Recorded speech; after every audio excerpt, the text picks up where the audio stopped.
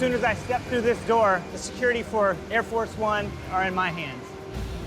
Getting prepared, calling the airfield, making sure that we have adequate security, and then making sure we have all the equipment and guns that we need to have on each mission. In just a few hours, the 45th President of the United States, Donald Trump, will be boarding Air Force One on an undisclosed mission. The Ravens, an elite security force, ensure the President's safety. It's nonstop adrenaline. No matter where we fly in the world, just making sure that Air Force One, the President, and the crew are fully secured and our responsibility. With an 8-mile no-fly zone in place, the presidential helicopter, Marine One, approaches Joint Base Andrews, home to Air Force One. The reason for this high degree of security? Air Force One is America's airborne command center. Literally, the flying White House.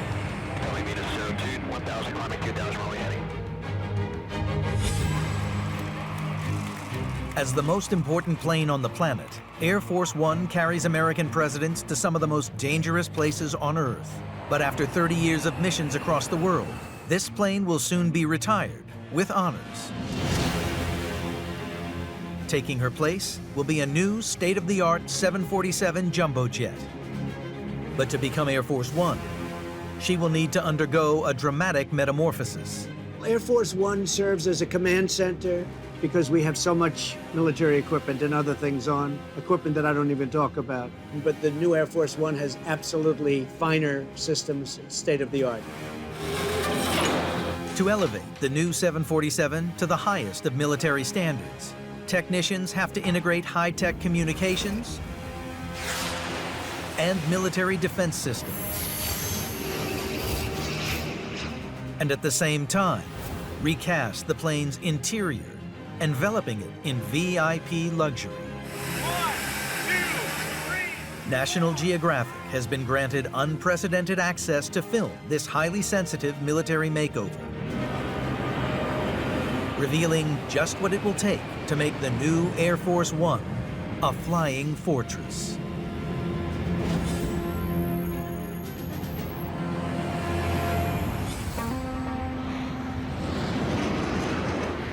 Beneath the massive hangar at Joint Base Andrews are 2 Air Force One aircraft.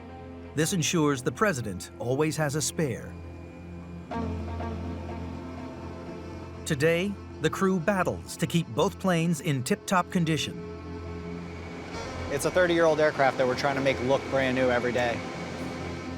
Some of the problems we found with getting parts repaired, the vendors who repair them are moving on. It is essentially like a classic car. Except I believe we take better pride in it. For Alex, Air Force One's chief pilot, the cockpit's analog instruments present their own unique challenges. So we're having a tough time getting the parts that we need to continue operating at the level of service that we do. It's very exciting for the next Air Force One to come online.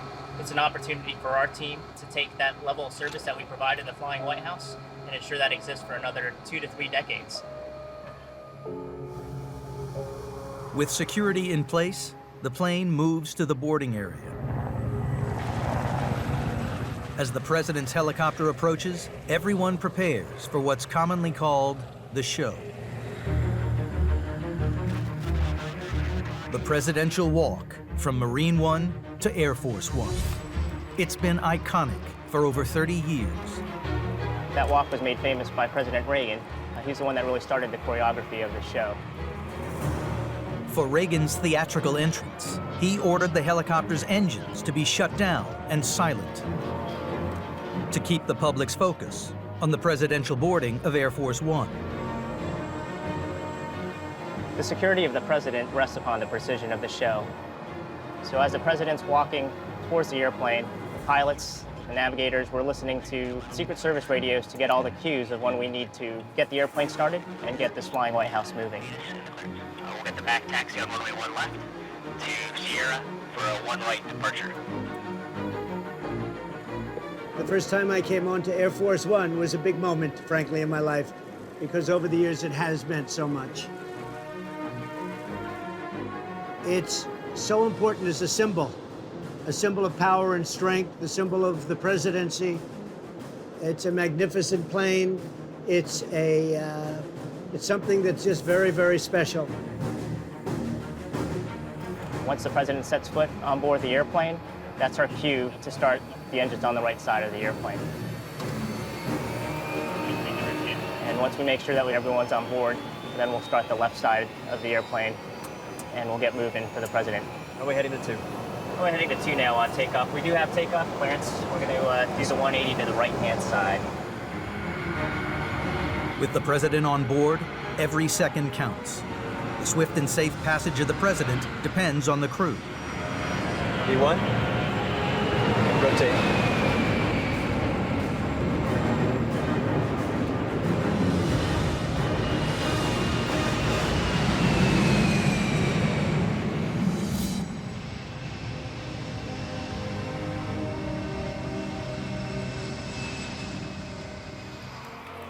Over the past 3 decades, this legendary jet has continually traveled the globe and even embarked on dangerous missions to war zones. It was interesting to see the Baghdad silhouetted on the sunset. In November 2003, at the height of the Iraq War, the responsibility of transporting President George W. Bush to war-torn Baghdad fell to Air Force One. By the time we circled in and landed, it was dark. To avoid becoming a terrorist target, the crew hid Air Force One's identity with a fake call sign. This enabled it to sneak in and land unannounced in a combat zone. It was a very dramatic moment. This covert mission was a success, and President Bush met with the troops in secret to celebrate Thanksgiving.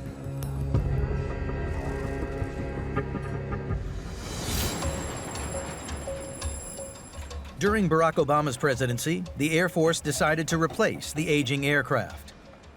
Boeing proposed building 2 specially designed next-generation Air Force One planes based on the 747-8, here in the world's largest factory building just outside Seattle.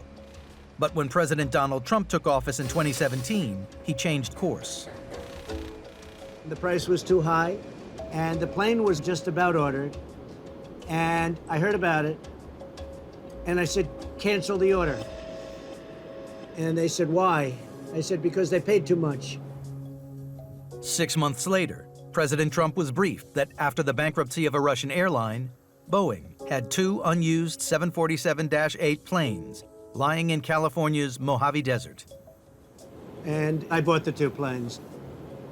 And actually got a little more plane for the dollar, not less plane. It's not like, gee whiz, we left things off. We got more plane for the money. So I was happy about that.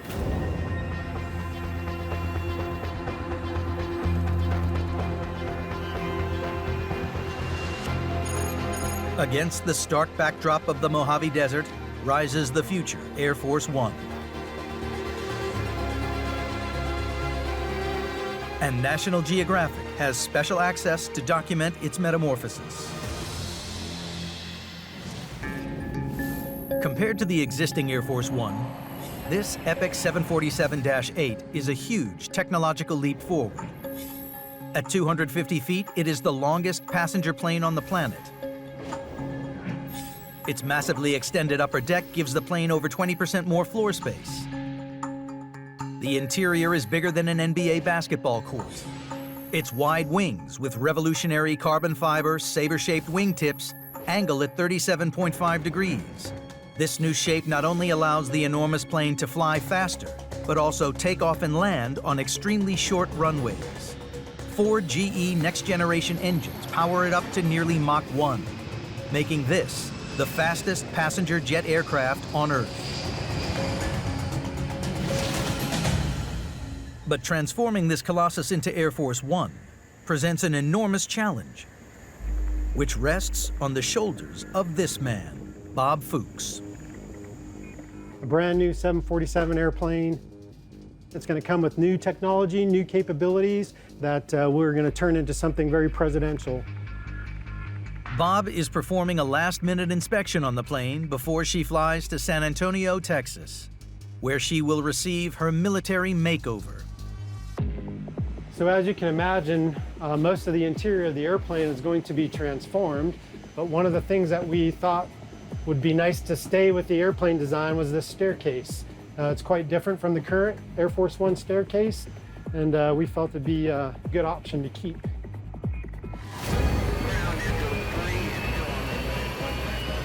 With the inspection complete, the pilots prepare for takeoff. All looks good, everybody's happy, we're gonna go fly.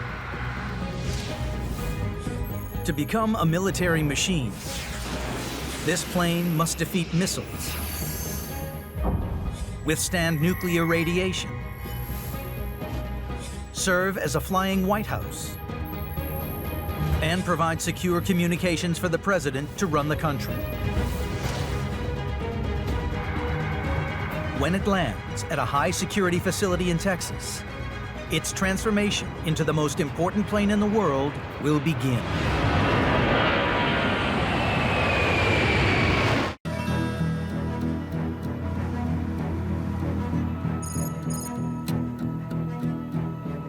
In San Antonio, Texas, the future Air Force One is joining her identical twin in a highly secure hangar, and National Geographic has special access to document their transformation into the next generation of Air Force One.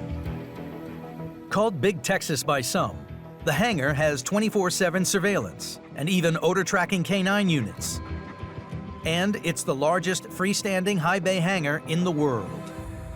To create a plane like no other, mechanics like Sean Fisher must strip out the entire interior and jettison the overhead bins, restrooms, galleys, the air conditioning, and everything else. There are a lot of modifications that are on schedule, and it's best to remove anything and everything until we are in the build stage, and then we'll put back what is needed and where it's needed. Getting ready for the next Air Force One.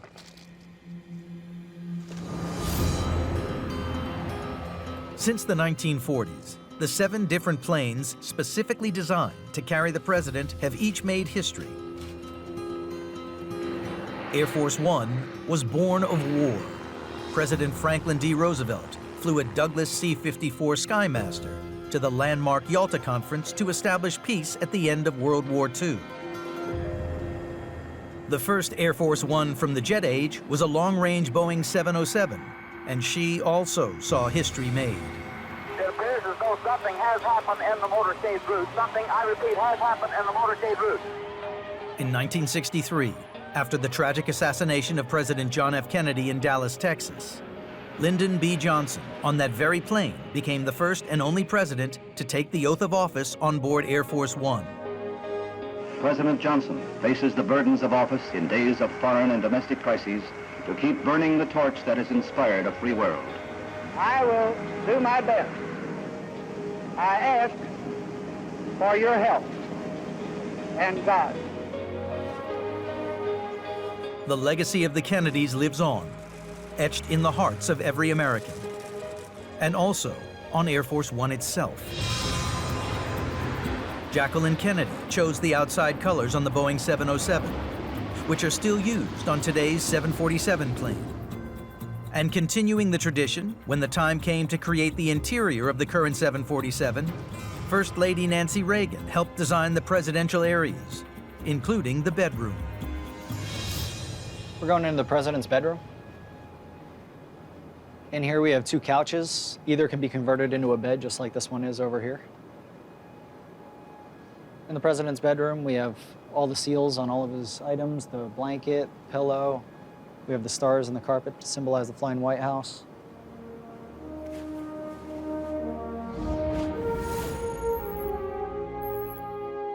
For the new Air Force One, President Trump suggested a more modern luxury look.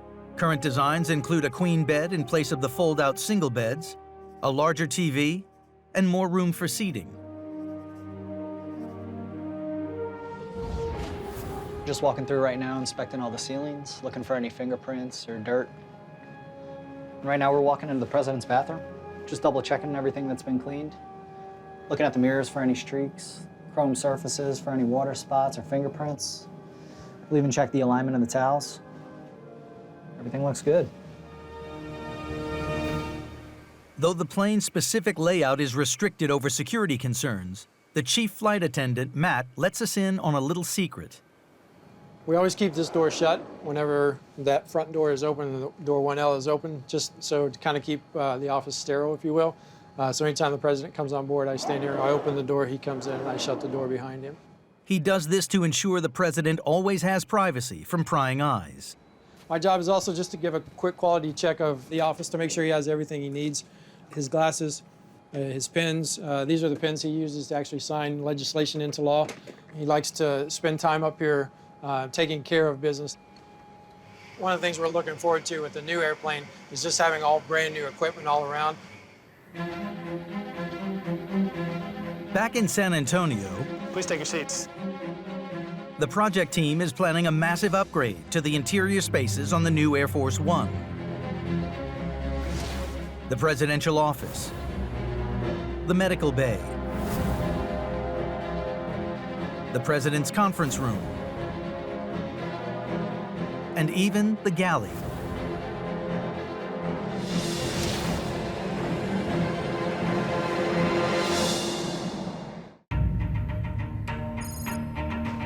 Please take your seats.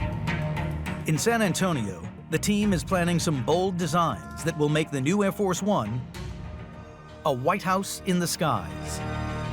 So first, I think the item that we'll want to talk about is the presidential office. The presidential office is similar to the Oval Office in the White House. So the office on board this aircraft is where many key decisions will be made.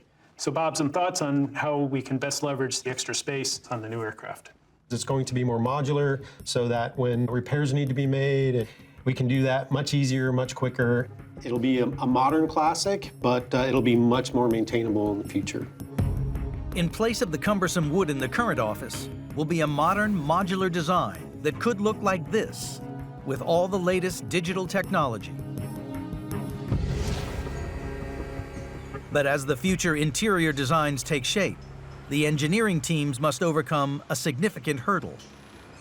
Air Force One will consume so much more power than the commercial 747 that we need a bigger electrical power generator.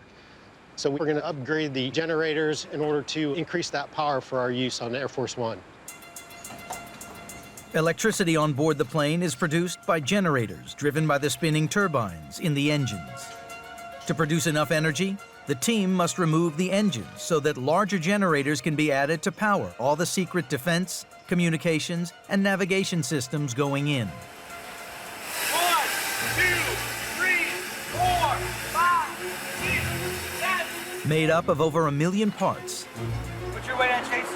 each engine weighs in excess of 12,000 pounds. With a single engine costing $22 million, removing them requires precision and care.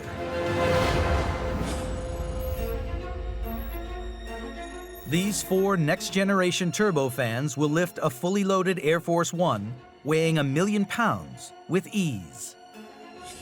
Providing the plane with 266,000 pounds of total thrust, the engines use 16% less fuel and give it a range of over 8,800 miles. Even if there's a catastrophic event, the new Air Force One will be safer and able to fly and land on just 2 engines. It's a nice engine, 67,000 pounds of thrust, times 4. And then now with the chevrons to convolute the air and the sound coming out back, makes it a very quiet airplane. Developed by Boeing and NASA, these sawtooth-shaped chevrons at the back of the engine smooth the mixing of air that's passed through the engine with air that's passed around it. This pioneering technology contributes to a 30% reduction in aircraft noise, which will provide a more tranquil environment for the president.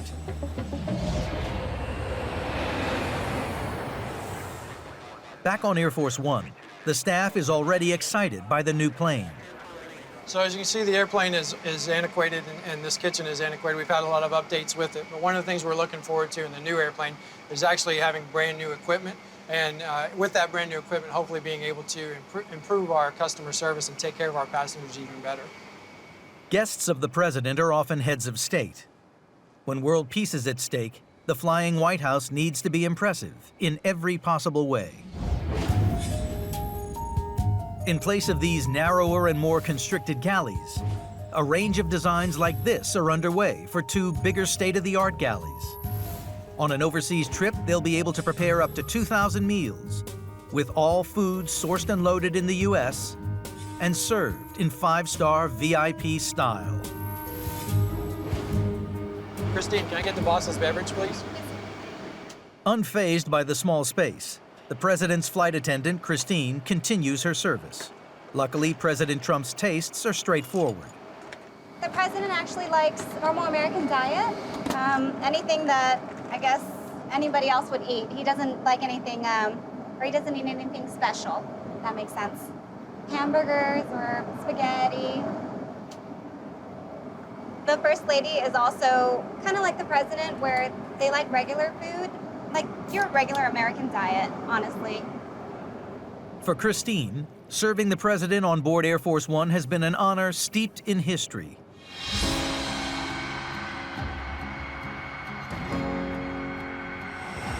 Hey, Daddy. How are you? Rubbing Santa. The 41st President, George H.W. Bush, was the first to receive this very plane. In 1990, it was state-of-the-art. Jeez, look at the size. 12. What happens on back here? Is this the 2 passages going back? Yes, sir, on each side. And then we have the rear. Everybody. President Bush passed away on November 30th, 2018, in Houston, Texas.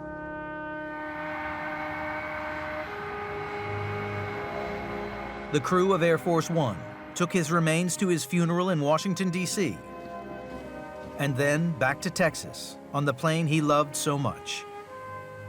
And Christine was there as a witness to history. He came in head first, and then we made sure that his head was to the forward of the aircraft, and he stayed right there. The fact that President Bush was the first to receive this aircraft and that she was the one to take him to his final resting place is just very touching. Especially because his son, President 43, George W. Bush, was also on board, and he got to experience the final moments with his family.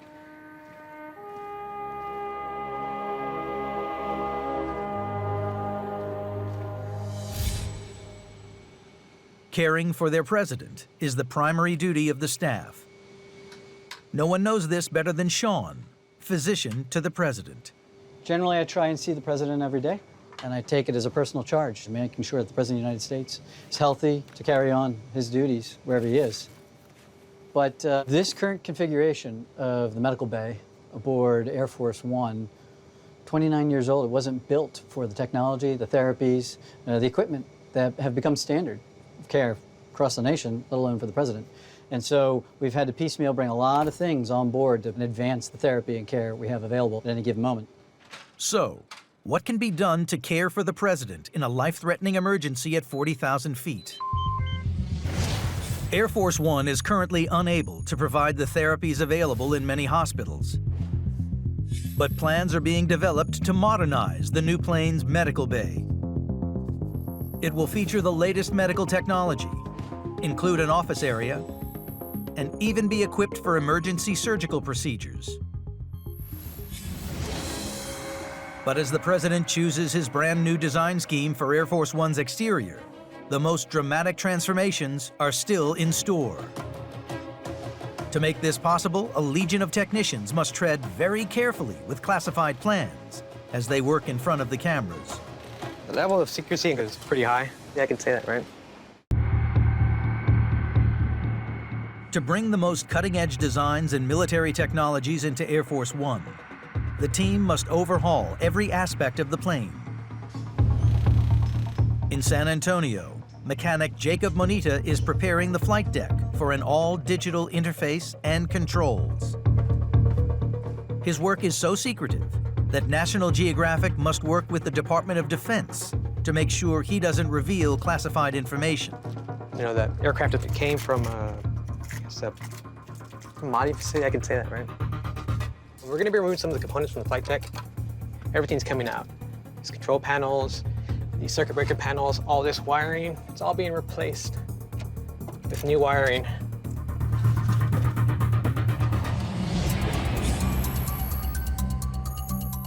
With heavy metal shielding, the new wiring will withstand electromagnetic interference, allowing the plane to continue operating as the Flying White House, even in the event of a nearby nuclear explosion.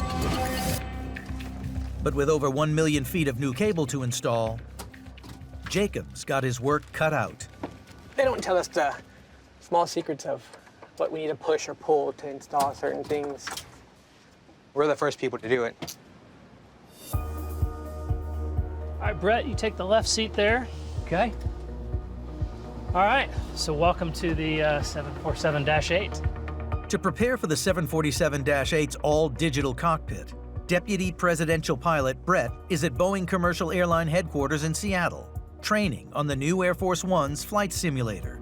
I am a pilot, but one of my additional responsibilities was to be part of the development of the next Air Force One. In place of the dated analog cockpit, there's an array of digital displays. Sophisticated computer systems will assist with basic navigation and safety, reducing the flight crew from the existing 4 to just 2. They will be able to operate all the flight controls, defense, and navigation systems. How's it feel? Very stable aircraft. All right, so as we see Mount Rainier out the window here in the simulator, how does that display show up on this vertical profile? So as you see, you've got the horizontal depiction there, and you can see the synthetic terrain features. And as the higher terrain is depicted in yellow and then red, so you're seeing the top of Mount Rainier there off to the side. All right, first Dash 8 landing here. The latest real-time digital displays and an improved instrument landing system mean the plane can land safely in the most challenging of weather conditions. Gear down, flaps 20, runways in sight. 50, 40, 30, 20, 10. Speed brakes automatically come up, thrust reversers deployed, and we're slowing. Very nice.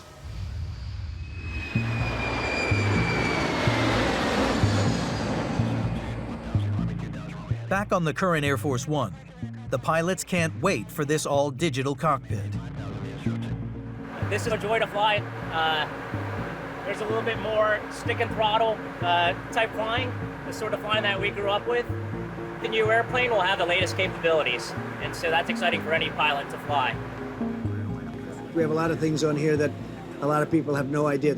They have no idea really what we have on this plane, and they're things that I can't talk about.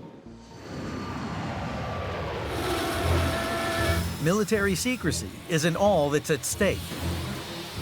To install Air Force One's Vanguard defense systems, technicians must face down the riskiest part of the military makeover and literally cut the plane apart. One wrong move could cost millions. You want it to be almost in a zero gravity state as you're going through the build.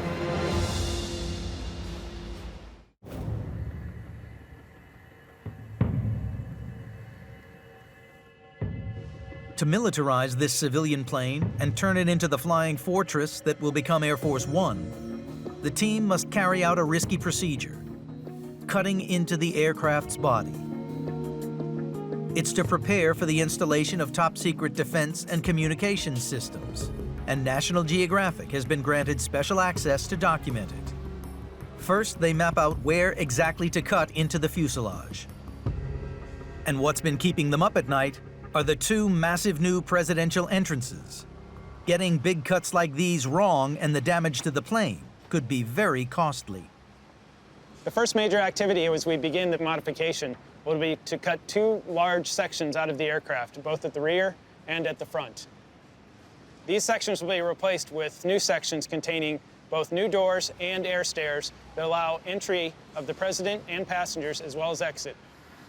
As on the existing Air Force One, it's a security requirement that the president, guests, and crew be able to disembark, if necessary, using internal stairs. Even stripped of its engines and components, This behemoth aircraft still weighs a staggering 350,000 pounds. Any cuts into the fuselage could result in it bending, causing serious misalignment. To avoid this disaster, manufacturing manager Todd Carlson is working with a one-of-a-kind cradle to relieve the stress on the plane. To prepare the next Air Force One for some of the major changes that are becoming, we want to make sure that we have the aircraft jacked and off the ground, as you can see with the wheels turning. And also we've got these yellow braces all along the belly of the aircraft from nose to tail, wing to wing. You want it to be almost in a zero gravity state as you're going through the build.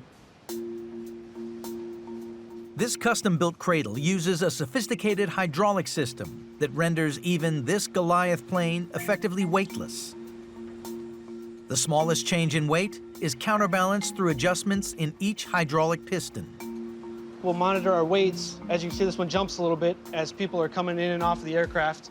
We'll monitor those to make sure that we're staying within our range, and when we go to make our big cuts in the aircraft, that the aircraft is properly supported, it's not going to twist, it's not going to bend.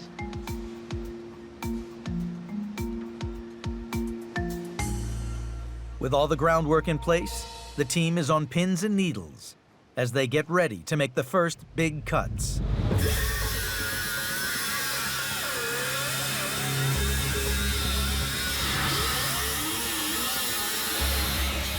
Before installing the doors and the air stairs, technicians carry on with the military makeover,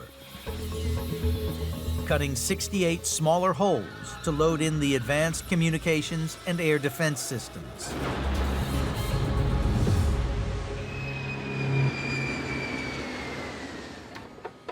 Back on the current Air Force One, Test 1, 2, 3, 3, 2, 1. Communications Officer Kaz is looking forward to the upgrade.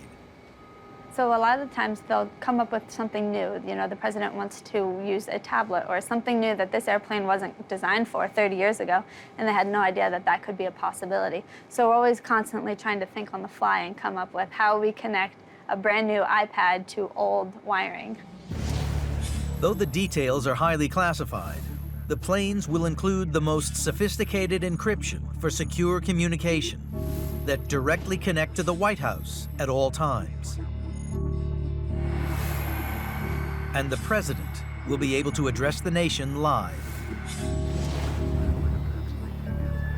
So it's a new airplane. We're actually going to move from 3 operators to 4, which will be nice. We'll have more people to be able to handle the phone calls and to talk with throughout the flight.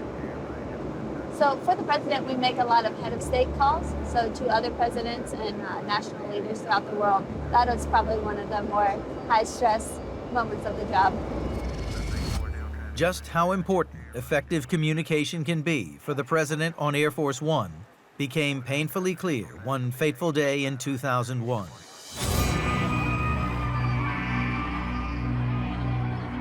During the 9/11 attacks, President George W. Bush was in Florida. His security team quickly rushed him to the safest place he could be, on board the flying fortress that is Air Force One. There were rumors that the White House was going to be under attack, and it became quickly apparent that this was going to be the place from which the commander-in-chief was going to have to, 1, figure out what had happened, 2, are there any more attacks, and 3, how to make sure that the country responds to the immediate crisis as best as a president can do. But the communications networks were oversaturated, and President Bush was unable to address the nation. One of the really interesting lessons from this whole experience was that Air Force One was not properly equipped to be able to deal with the crisis. There were phones, but I couldn't find people. There were meetings, but it was difficult to get in to the meetings. In other words, the equipment just wasn't as good as it could have been. Although the communication system has since been improved, the next generation plane will take it to a whole new level. Now, Air Force One is different than other 747s that are like private or built in a luxury manner because we have so much military equipment and other things on, equipment that I don't even talk about. Exactly how the new Air Force One will defend itself remains a closely guarded secret. but experts believe it will use decoy burning flares to deflect heat-seeking missiles. And that the plane will use high-tech lasers not only to disable a guided missile's tracking system, but even to completely destroy missiles in flight. So without saying too much, the president is always well defended. The safety and security of the president is always a consideration on this Air Force One and the next Air Force One. It's about all I can say on that. One secret that can be revealed is President Trump's final decision on the dramatic new exterior design. Please take your seats. Which will transform the next generation of Air Force One into an icon. We're changing the coloring system. I think it's a stronger system. It's actually more beautiful.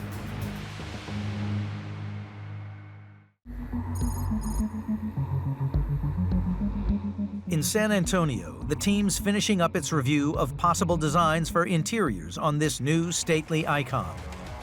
Similar to a cabinet room in the White House, where the president holds key meetings with his cabinet or his senior leadership, the conference room in the aircraft is a key space. We're going to be improving with modern electronics, larger displays, the ability for the staff to use personal electronic devices so that all the information that they need is readily available. As a proxy for the cabinet room in the West Wing, Air Force One's conference room will get a dramatic facelift. And this is what it could look like. The larger windows of the 747-8 will illuminate its bigger space and modern look. Armed with high-tech communications, it will also serve as a situation room. Bob, can you talk about what we're doing with the galleys on the new Air Force One? The new galleys, both front and back, will be much larger, a much more efficient workspace, well planned out, modern technologies. Expanding on these restricted galleys will be two big kitchen areas, almost double the size. With designs like this, modeled on the very latest VIP luxury jets, they'll have all the equipment needed, not just to reheat prepared meals, but also to cook fresh food. In a dramatic upgrade from the 30-year-old medical technology, the new high-tech ER will be much bigger. 3D modeling envisions a surgical table with equipment able to handle dire medical emergencies, from strokes to assassination attempts. Cutting-edge health monitors and a large pharmacy will deal with practically any health emergency facing the president, his guests, or staff. And though Nancy Reagan's Southwestern designs will go, the stylish new bedroom will feel more spacious with a touch of five-star comfort, accessible only to the president, first lady, security detail, and chief flight attendant. But the presidential stars on the carpet will remain. The wooden look of the current office will be modified into a much more modern, modular office. As the airborne Oval Office, it's from here the president will address the nation.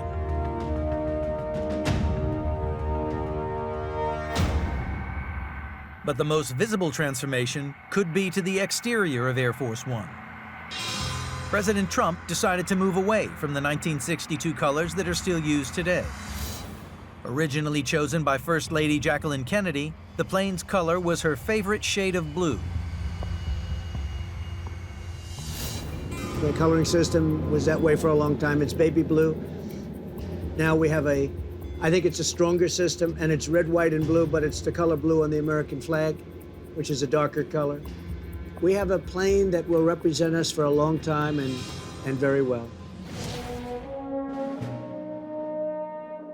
Though the plane's trademark lettering will remain the same, the president considered 4 different color schemes: a choice of blue or white engines, and gray or white center lines. This is President Trump's preferred choice. With modification, testing, and extended support, her total cost is expected to be $5.3 billion. But as a symbol of a nation, some believe these efforts to create a bold new flying White House are worth every penny. I view this as something to do with legacy. Every time I look at it, I'll say, I had a lot to do with it. Just really a representation of our great country.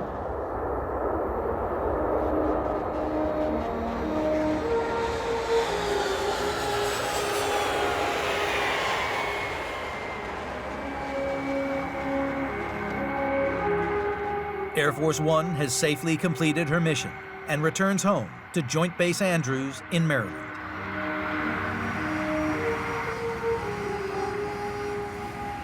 Right now we're towing the jet in, just doing a rollover pod check. We're looking for any debris or anything that might have got stuck in the tires before we park in its final position.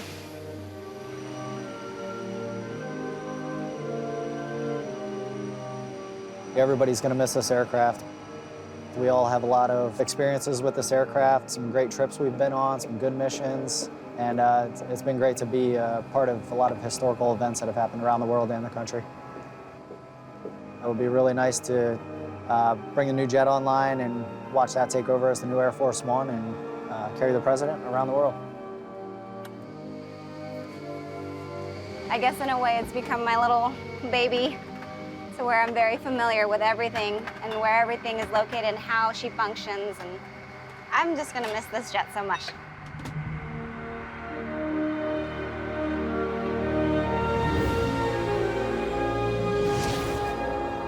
Once the militarized planes are ready to take to the skies, they will be flight tested for 2 full years. What can we do with the next flying White House with a larger airplane and the latest technology? I think it's a good prospect for the nation and for the next president. Work on the 2 planes will continue under President Biden's administration. And though some design elements may change, in 2024, the next generation Air Force One will be delivered to the nation.